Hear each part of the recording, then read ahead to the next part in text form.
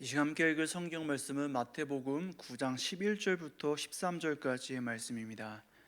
오늘 함께 읽을 성경 말씀은 마태복음 9장 11절부터 13절까지의 말씀입니다. 신약 13쪽 마태복음 9장 11절부터 13절까지의 말씀 다 같이 한 목소리로 읽겠습니다. 바리새인들이 보고 그의 제자들에게 이르되 어찌하여 너희 선생은 세리와 죄인들과 함께 잡수시느냐. 예수께서 들으시고 이르시되 건강한 자에게는 의사가 쓸데없고 병든 자에게라야 쓸데있느니라. 너희는 가서 내가 긍휼을 원하고 제사를 원하지 아니하노라 하신 뜻이 무엇인지 배우라. 나는 의인을 부르러 온 것이 아니요 죄인을 부르러 왔노라 하시니라.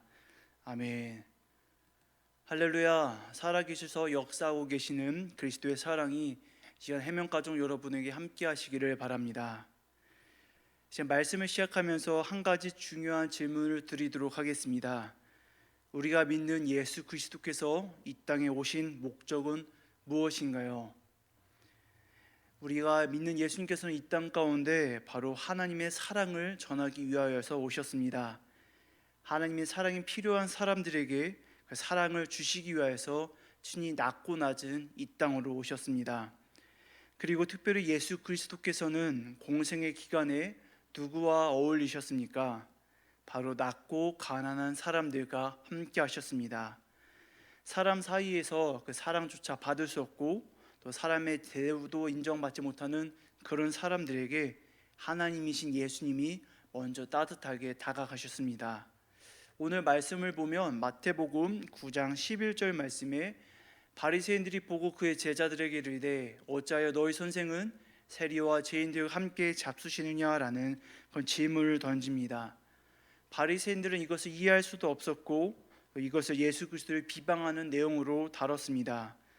어찌하여서 메시아로 여겨지는 예수는 세리와 죄인들과 함께 어울리려 하는 것이죠. 지도층이자 또 의로운 자신들과 어울려야 하는데 말입니다. 이에 대해서 예수님께서는 이렇게 답변을 주십니다. 12절 말씀에 예수께서 들으시고 이르시되 건강한 자에게는 의사가 쓸데없고 병든 자에게라야 쓸데있느니라. 아멘. 예수 그리스도의 목적은 무엇이라고 하십니까? 바로 의사는 병든 자에게라야만 쓸모있다고 하십니다. 의사가 진정으로 필요한 아파한 자들 또 치료받아야 하는 자들에게 의사가 참 의미가 있다고 하는 것이죠. 예수님은 자신이 바로 그 의사로 오셨다고 하십니다. 도움이 필요한 자들을 돌보시고 그 영혼을 치유하시는 치유자로 이 땅에 오셨습니다. 그렇기에 사람들에게 모욕받고 무시받는 그 세리와 죄인들과 함께 하신 것이죠.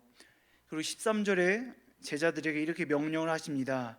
너희는 가서 내가 긍휼을 원하고 제사를 원하지 아니하노라 하신 뜻이 무엇인지 배우라. 나는 의인을 부르러 온 것이 아니요 죄인을 부르러 왔노라 하시니라. 아멘. 제자들아, 너희는 내가 온 목적을 분명하게 알아라. 하나님은 의로운 예배보다 오히려 불의한 자들의 긍휼을 더 찾으신다. 너희는 긍휼을 베풀고 죄인들을 보살펴라라고 그렇게 말씀하고 계신 겁니다. 이를 위하여서 예수 그리스도께서는 제자를 부르셨으며 또 그리스도의 종으로 삼으셨기를 믿으시길 바랍니다. 이렇게 예수 그리스도는 진실로 아픈 자들, 또 도움이 필요한 자들, 낮고 가난한 자들에게 찾아와서 하나하나 만나 주셨습니다. 그리고 그리스도의 이름을 믿는 자들도 또한 그렇게 하시기를 원하고 계십니다. 우리는 우리가 만나기 편한 그런 사람들만 만나려는 경향이 있습니다. 내가 손을 벌리지 않아도 되고 또 서로 적당히 선만 지키면 되는 사람들, 내가 손해를 보지 않아도 되는 관계들, 오히려 내가 도움을 받기 원하는 관계를 더 선호합니다. 그리고 그런 사람들과 어울리며 그런 사람들을 만나려고 합니다. 하지만 예수님께서는 가장 도움이 절실한 사람들에게 오히려 가라고 말씀하고 계십니다. 너희가 받을 것을 생각할 것이 아니라 내 도움을 주고 너의 마음을 주고 또 너의 삶을 주라고 말씀하고 명령하고 계십니다.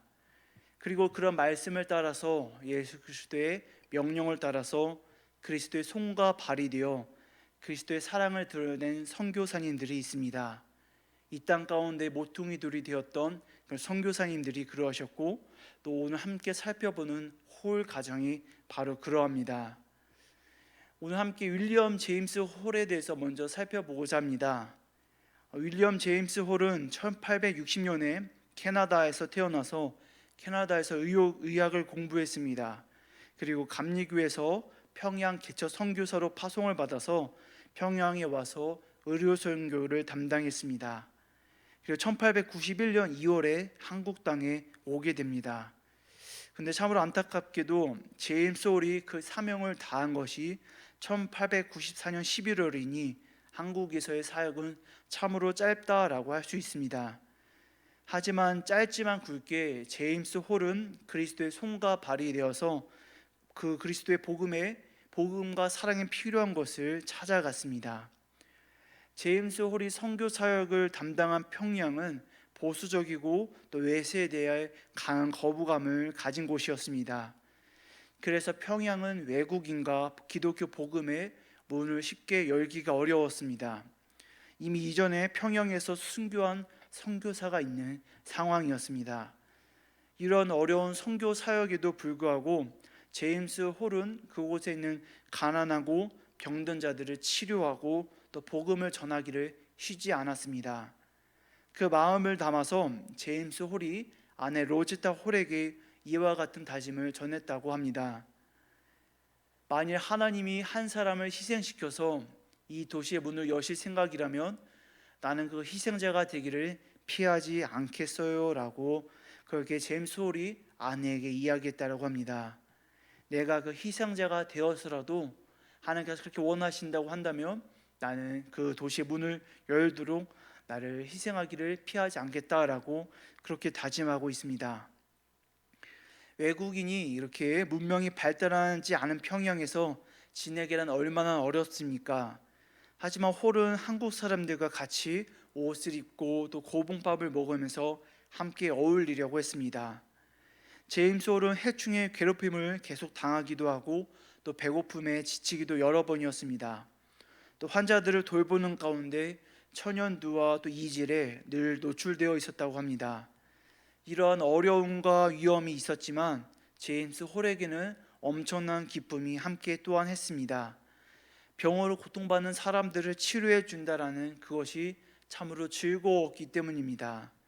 아픈 이들을 낫게 하는 그 귀한 사명이 얼마나 복된 일입니까? 하지만 제임스 홀의 평양에서의 선교 사역은 참으로 우여곡절이 많았습니다. 평양에서 김창식이라는 인물은 제임스 홀을 도우면서 그 가운데 복음을 받아들였습니다. 그렇게 김창식과 같이 평양에서도 교인이 생겨가는데 평양을 다스리는 평양감사 민병석은 그 김창식들 한국 교인들을 감옥에 가두고 또 그들을 사형하려고 하는 위협을 주게 됩니다. 외국인과 복음에 대한 불신 가운데 외국인을 건드리면 안 되니 건드리면 국제 문제가 되어버리니 오히려 외국인들을 건드리는 것이 아니라 조선의 교인들을 건드린 것입니다. 그러면서 김창식 등을 살리려면 많은 돈을 내라는 등 제임스 홀을 그렇게 협박해 갑니다. 제임스 홀은 위험에 처한 한국 교인들을 살리기 위해서 백방으로 노력했고 또 여러 외교 채널들을 통해서 결국 평양 감사의 손에서 한국 교인들을 구해내게 됩니다. 이러한 박해와 어려움 속에서 살리기 위해서 노력하는 그 제임스 홀의 열정이 평양 사람들에게 전해지고 점차 그 선교 사역이 인정을 받게 됩니다. 그리고 이 김창식이라는 인물은 끝까지 제임스 홀을 도와서 평양에서 사역하다가 1901년 한국인 최초로 목사 안수를 받는 인물이 됩니다. 이렇게 제임스 홀을 통해서 심겨진 믿음의 씨앗이 고된 박해 속에서도 귀한 열매를 맺어간 것입니다. 그러다 1894년 제임스 홀의 인생을 바꾼 청일 전쟁이 일어나게 됩니다. 청일 전쟁은 어떤 전쟁입니까? 청나라와 일본이 조선의 땅에서 그 조선 이권을 두고 싸운 전쟁입니다. 그리고 그 평양은 그 청일 전쟁이 일어난 배경이 된 땅이 되었습니다. 그렇게 청일 전쟁을 피해서 그 전쟁터인 평양을 떠나서 이제 제임스 홀은 잠시 이제 한양으로 돌아가게 됩니다. 그러다가 다시 1894년 10월에 다시금 마펙 그레함 리 선교사들과 함께 그 전쟁터인 평양으로 돌아오게 됩니다. 제임스 홀은 전쟁 중에 흩어진 신자들을 다시 모으고 부상당한 수많은 병사와 환자들을 또 의사로서 열심히 치료하면서 돌보았습니다. 전쟁의 참상 속에서 홀은 그 아픔을 외면하지 않고 전쟁의 한복판에 들어간 것입니다. 이때 그 제임스 홀의 아들 셔우도 홀은 서울에서 첫 번째 돌을 맞이했지만 그 돌 잔치에 함께할 시간도 없었고 갈 수 있는 여유도 없었습니다. 이런 전쟁터 가운데서 안타까운 일이 벌어졌습니다. 밤낮으로 환자들을 치료하던 제임스 홀이 그만 열병에 걸린 것입니다. 전쟁 속 얼마나 그 환경과 상황이 열악했겠습니까? 그 가운데 치료하던 홀은 자신이 치료받아야 하는 상황에 처하게 된 것입니다. 그래서 홀은 서울로 이송되어서 치료를 이어가지만 결국에 34살의 나이로 생을 마감하게 됩니다. 이때가 바로 제임스 홀의 첫 아이가 태어난 지 1년 2주 만이었고 또 둘째 아이는 아내 뱃속에 있은 지 7개월째 되는 그 시점이었습니다. 그렇게 사랑하는 아내와 또 두 아이를 두고 제임스 홀은 이 땅에서의 사역을 마무리하게 됩니다. 그리고 이제 그 치료 가운데서 죽음을 앞두고 제임스 홀이 아내 로제타 홀에게 마지막으로 남긴 말은 이렇다고 합니다. 내가 평양으로 간 것을 후회하지 말아요. 나는 그리스도를 위해 그 일을 했어요. 하나님이 내게 갚으실 것입니다. 라고 그렇게 제임스 홀은 로제타 홀에게 자신의 말을 남기게 됩니다.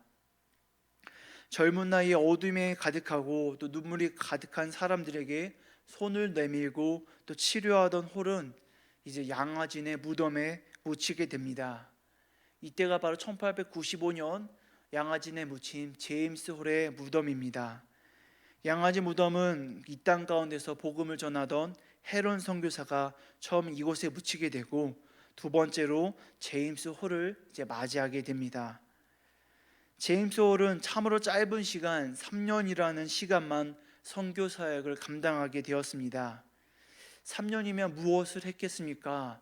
다른 선교사들은 오랫동안 선교 사역을 하면서 많은 일들을 감당했지만 제임스 홀에게 주어진 시간은 3년뿐이었습니다.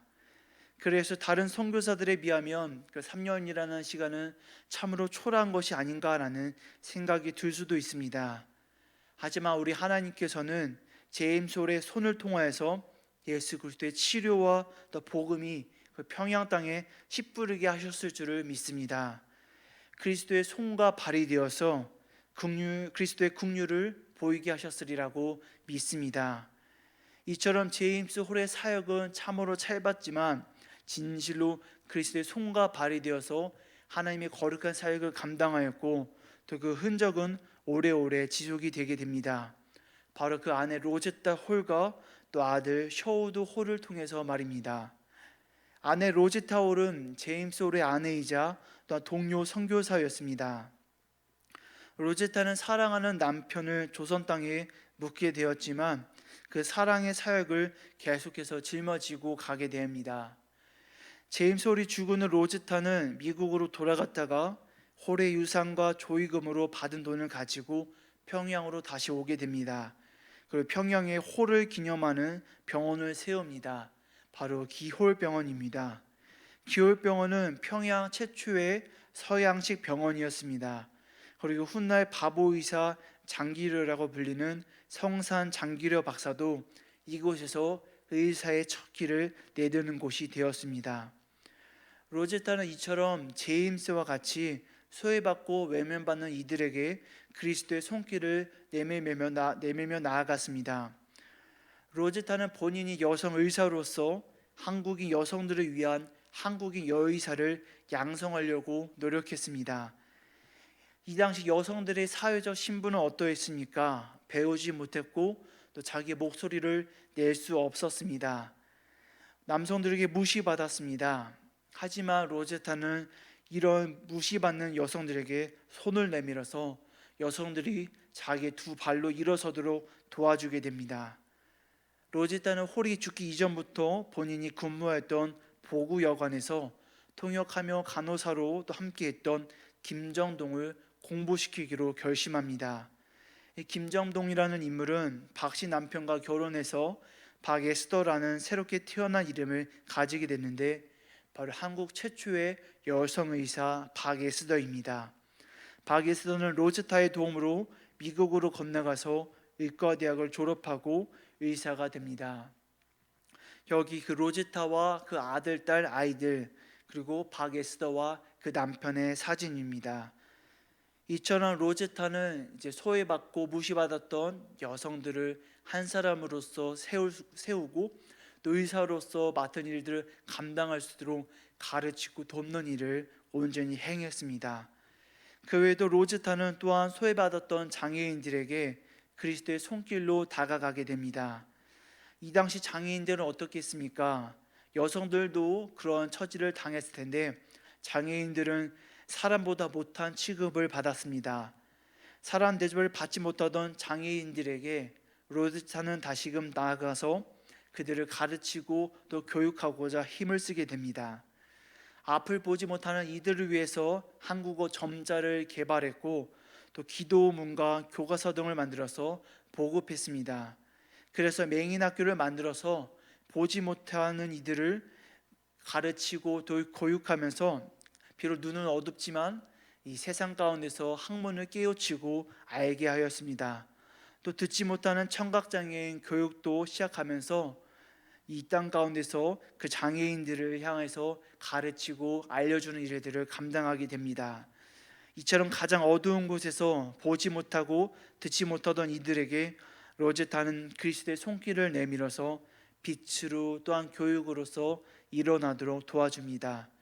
이 외에도 로제타는 지금의 고려대학교 병원의 전신인 경성여자의학전문학교를 세우게 되고, 또 이화여자대학교 병원의 전신이 되는 동대문 병원도 시작하게 됩니다. 이처럼 로제타는 이 땅 가운데서 소외받는 이들을 위해서 또 열심히 섬기고 또 가르치고 배우게 하였습니다. 또 병원을 만들어서 아픈 이들, 치료받지 못하는 이들을 온전히 치료하면서 낫게 하였습니다. 그렇게 그리스도의 손길을 어두운 가운데 내미는 사역을 제임스 홀뿐만 아니라 그 아내 로제타 홀도 함께 섬기며 나아갔던 것입니다.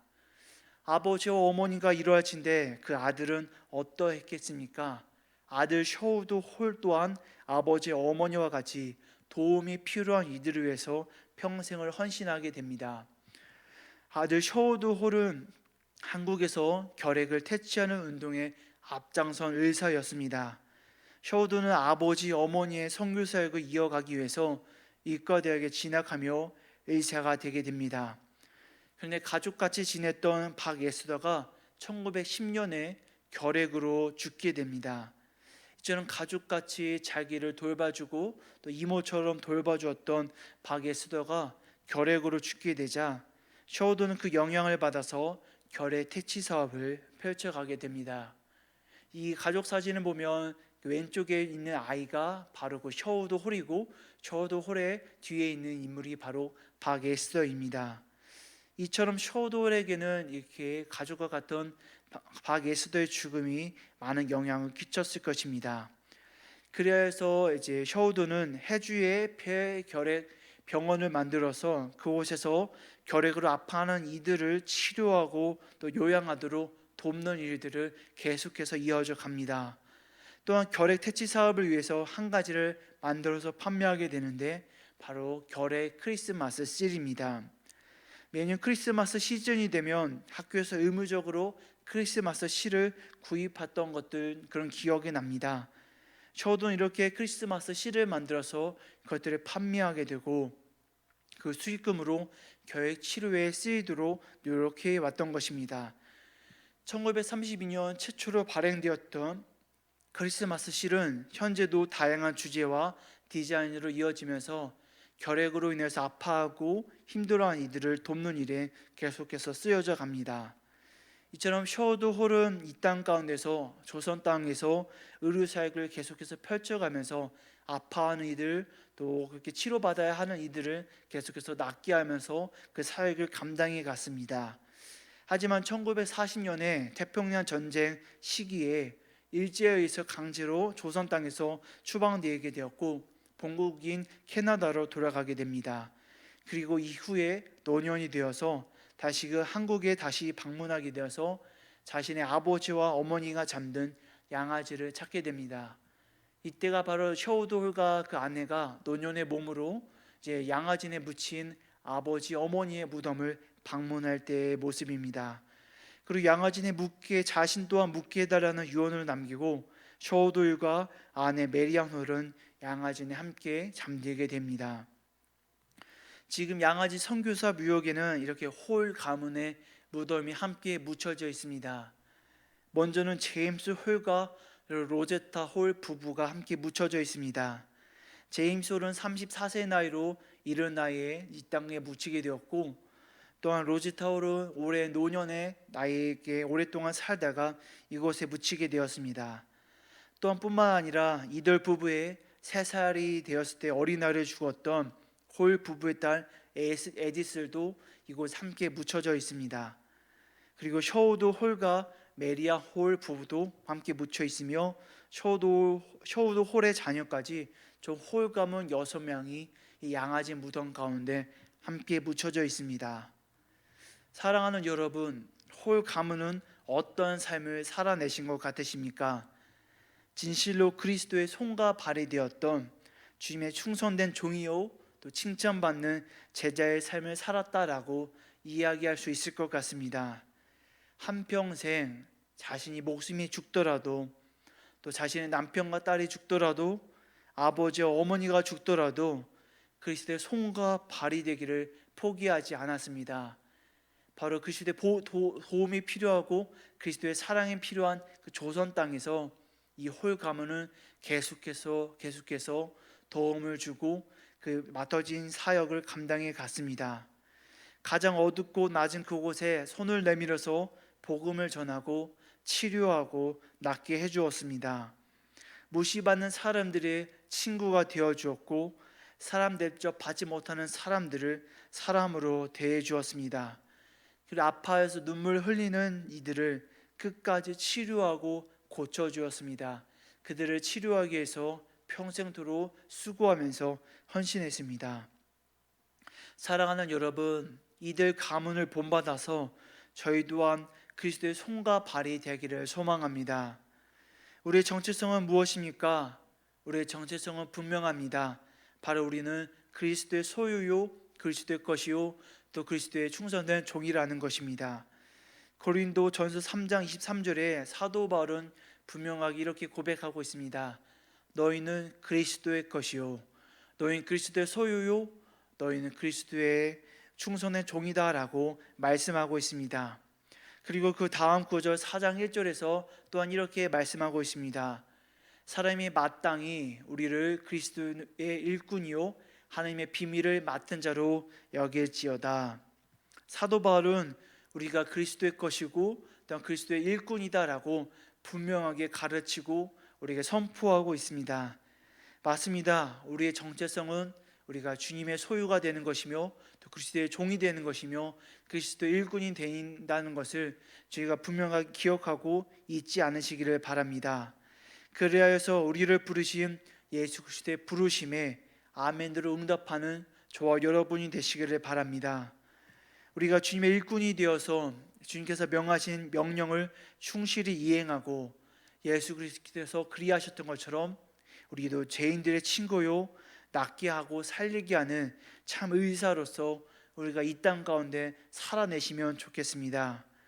우리에게 영혼을 살리려는 그런 귀한 사명을 주신 것처럼 우리가 도움이 필요한 이들, 우리 사랑하는 이들에게 나아가서 진실로 위로하는 말을 전해주고 영혼을 살려는 말을 전해주며 아파하는 이들에게 진실로 힘이 되어주고 격려하는 그런 놀라우신 사역을 감당하는 저와 여러분이 되시기를 바랍니다. 그래서 주님의 눈이 향하는 곳에 우리의 손이 있고 또 주님의 눈물이 맺힌 곳에 우리의 발이 있기를 소망합니다. 우리가 이 땅 가운데 온 목적이 무엇입니까? 하나님께서 우리를 이 땅 가운데 살게 하시고 여전히 우리를 주님의 종으로서 부르신 목적이 무엇입니까? 바로 예수 그리스도께서 하신 것처럼 우리가 그렇게 살아가는 것입니다. 우리가 이 땅 가운데 살아갈 때에 무엇을 바라고 꿈꾸며 살아가겠습니까? 무엇이 나의 자랑이 되고 무엇이 나의 참된 소망이 되겠습니까? 나를 부르신 그리스도의 소망대로 살아내는 것, 그 부르신 소명대로 충성되게 살아내는 것이 바로 우리가 이 땅 가운데 살아가고 있는 참된 목적이요, 참된 의미요, 참된 이유인 것을 기억하고 그 의미대로 살아내시는 저와 여러분이 되시기를 바랍니다. 그래서 우리에게 주어진 그 사명대로 이 땅 가운데서 주어진 모든 것들을 잘 감당해내고 나와 나의 배우자와 또 우리의 자녀가 저 하나님 나라에 함께 묻히기를 소망합니다. 그리고 거기서 영원토록 주님과 함께 동행하시기를 바랍니다. 우리에게 맡겨진 귀한 사명, 그리스도의 손과 발이 되어서 주님께서 가라 하신 그곳에 우리가 가고 주님께서 찾으시는 그곳에 우리가 있으며 진실로 예수 그리스도의 이름을 복음을 원하는 그곳에 아파하는 이들, 눈물 흘리는 이곳에 우리가 나아갈 수 있는 저와 여러분이 되시기를 소망합니다. 진실로 우리가 그리스도의 손과 발이 되어서 주님께서 가라 하신 그곳, 주께서 원하시는 그곳, 주께서 있으시기를 원하시는 그곳에 주님 내가 있겠습니다. 주님 내가 그곳에서 주님의 일을 감당하겠습니다. 내가 주님의 종이요 일꾼이니 주께서 가라 하신 그곳에 내가 진실로 가겠습니다 라고 다짐하면서 나아가는 저와 여러분이 되시기를 소망합니다. 말씀을 기억하면서 함께 기도하기 원합니다. 사랑의 주님 아버지, 이 땅 가운데 예수 그리스도께서 오신 목적이 무엇입니까? 죄인들의 친구가 되어주고 아파하는 자들을 치유케 하심임을 고백합니다. 이를 위해서 하나님의 구원 사역이 완전하게 이루어졌음을 믿습니다. 그리스도의 일꾼이요 종된 우리도 예수님을 따라서 어둡고 낮은 곳, 무시받고 외면받는 곳에 손을 내밀게 하시옵소서. 영혼을 살리고 믿음을 살리고 한 사람으로 온전히 살아가게 돕는 사람이 되도록 인도하여 주옵소서. 주님께서 내게 손을 내밀어서 내 영혼을 살리신 같이 나 또한 내 가족을, 내 자녀를, 내 이웃을 살리도록 이끌어 주옵소서. 그리하여서 우리 모든 믿음의 형제 자매들이 하나님 나라에 함께 영원히 거하는 바로 그날을 우리가 꿈꾸며 바라보게 하여 주옵소서. 우리의 모든 아픔과 질병을 치유하신 하나님, 예수 그리스도께서 우리의 찬 의사가 되어 주십니다. 우리 가운데 아파하고 지는 모든 성도님들을 낫게 하심을 내가 고백하면서 나아갑니다. 주님께서 이 땅 가운데 오신 목적대로 우리를 살려 주시옵소서. 그래서 우리가 주님의 따스한 손길을 경험하게 하시고 치유의 됨을 경험케 하시고 낫게 함을 경험케 하여 주옵소서. 진실로 놀라우신 하나님의 살아계심과 역사하심을 경험케 하시옵소서. 그리고 나의 평생의 삶이 영원토록 주님을 찬양하는, 내가 만난 주님을 고백하는 그런 복된 삶을 살도록 하나님 나와 함께하여 주옵소서. 우리의 힘과 능력이 되어주시고 다시금 세상 가운데 손과 발이 되어주시게 하시는, 그리하여서 세상의 가장 어두운 곳, 낮은 곳으로 나아가게 하시는 우리 주 예수 그리스도의 이름으로 이 모든 말씀 기도드리옵나이다. 아멘. 하늘에 계신 우리 아버지여, 이름이 거룩히 여김을 받으시오며 나라가 임하시오며 뜻이 하늘에서 이루어진 것 같이 땅에서도 이루어지이다. 오늘 우리에게 일용할 양식을 주시옵고 우리가 우리에게 죄 지은 자를 사하여 준 것 같이 우리 죄를 사하여 주옵고 우리를 시험에 들게 하지 마시옵고 다만 악에서 구하시옵소서. 나라와 권세와 영광이 아버지께 영원히 있사옵나이다. 아멘.